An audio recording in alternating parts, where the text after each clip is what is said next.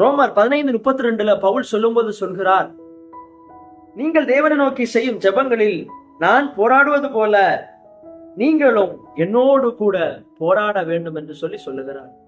ஜெபத்தில் போராடுகிறவர்களாக ஒரு கிறிஸ்தவ தேவனுடைய பிள்ளைகள் காணப்பட வேண்டும்.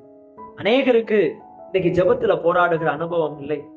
ஜெபத்துல காத்திருந்து போராடி ஜெபிக்கிற அனுபவம் அவங்க வாழ்க்கைகள்ல இல்லை. ஜெபிக்கிறாங்க, ஆண்டவர்கிட்ட கேட்கிறாங்க, பதில் கிடைக்கலையா விட்டுட்டு எழும்பி போயிடுறாங்க.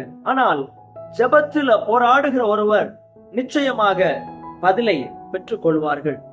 ஆனால் போராடி ஜெபிக்காமல் இருக்கும்போது நிச்சயம் தோல்வியை நாம் பெற்றுக்கொள்ள முடியும். வேதத்தில் அதற்கு அநேக ஆதாரங்கள் உண்டு. தானியேல் போராடி ஜெபிக்கிறவராக காணப்பட்டார்.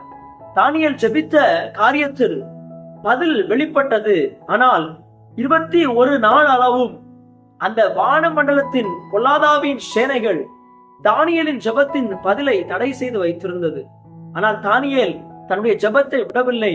அந்த பதில் கிடைக்கிற வரைக்கும் தானியேல் போராடுகிறவராக காணப்பட்டார்.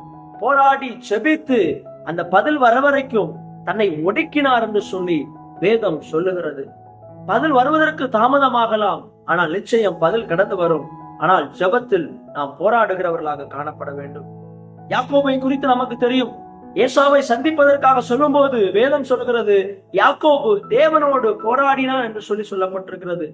அவன் போராடி மேற்கொண்டபடியினால் தான் ஆண்டவர் அவனுக்கு இஸ்ரவேல் என்கிற பெயரை சூட்டுகிறார். காரணம், போராடி தேவனோடு மனிதனோடு போராடி மேற்கொண்டவன். போராட்டமான சூழ்நிலை வரும்போது ஆண்டவருடைய காலை போய் பிடிச்சுக்கிறான்.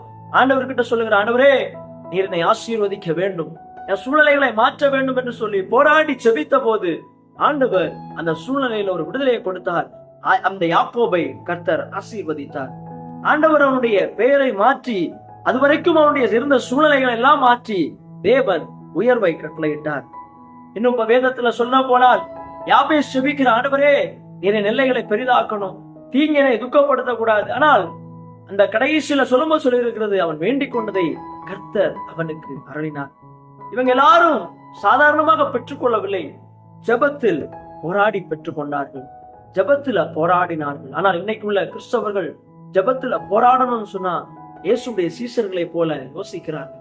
இயேசுடைய சீசர்களை பார்த்து இயேசு கடைசியில சொல்லும் போதுதான் சொன்னாங்க, நீங்க சோதனைக்கு உட்படாதபடிக்கு விழித்திருந்து ஜெபம் பண்ணுங்க, நீங்க சோதனைக்கு உள்ளாக நீங்க அகப்பட்டு விடக்கூடாது என்கிறதற்காக நான் உங்களுக்காக சொல்லுகிறேன் சொல்லி இயேசு சீசர்களுக்கு அட்வைஸ் பண்ணாங்க.